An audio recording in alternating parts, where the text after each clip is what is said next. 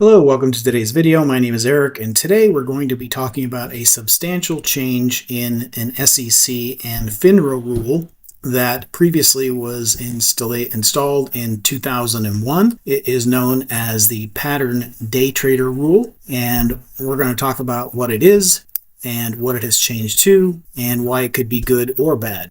So, as I mentioned in 2001, following the dot-com meltdown of the stock market, FINRA and the SEC implemented a rule to restrict accounts that were under $25,000 as far as capital or holdings.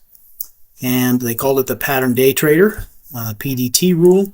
And it basically set guidelines for monitoring individuals who had less than $25,000 in their account and who were making more than 3 round-trip trades in any 5-day period. So basically, these are intraday trades. They were buying in the morning, selling in the afternoon, going short, closing their trade.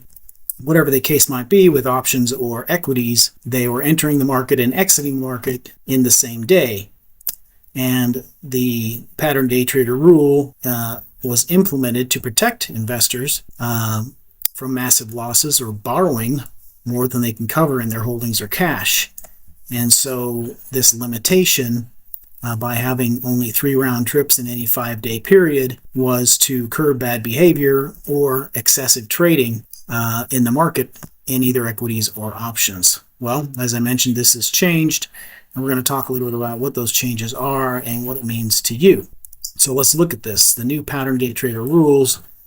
In April of 2026, the SEC approved a change to the existing pattern day trading rule, and it involved margin requirements and guidelines with regard to how much money was required to be in the account. As I mentioned earlier, $25,000 was the minimum to not have to deal with pattern day trading. Now the minimum is $2,000, and this opens up opportunities depending on who your broker is with regard to either leverage and or being able to use cash or holdings in your account to place additional trades. So these new rules, which will lower that balance from $25,000 to $2,000, will take effect on June 4th. Brokerages will have 18 months to adopt the rule. Most of them will adopt that much sooner than that. I am aware of the fact that Schwab will implement these rules on June 8th and effectively allow people who have more than $2,000 in a margin account to trade equities and options without restriction as far as the number of trades that they can take intraday and open and close at any given time. Each of these rules that are tied to the PDT, SEC, and FINRA rules will be monitored in real time by each broker, and they will determine the amount of leverage that an individual can have, which can be simply the $2,000 or more, all the way up to 2 or maybe 4 times what is in their account. So this is great for individuals who are skilled in trading and are looking for opportunities to be able to get in and out of the market and capitalize on the volatility that exists.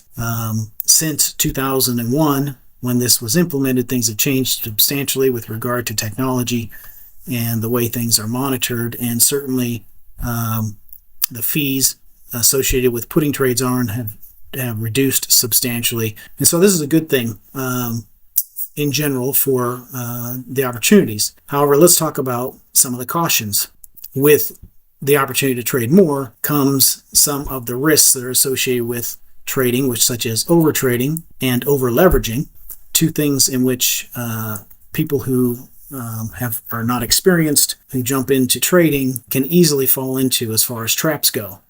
So overtrading, getting into trades, getting out of trades, and not looking for good setups or waiting for opportunities that are really opportunities, but just getting into trades for the sake of a trade.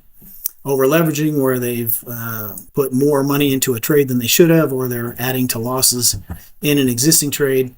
Those 2 demons, each trader needs to learn to battle in order to be successful. while doing those, if they've developed bad habits in these, then revenge trading comes next, and gambling, wherein a trader will take a loss and then at the same time simply enter a trade trying to recoup what they lost by over-leveraging or over-trading, and we call that revenge trading.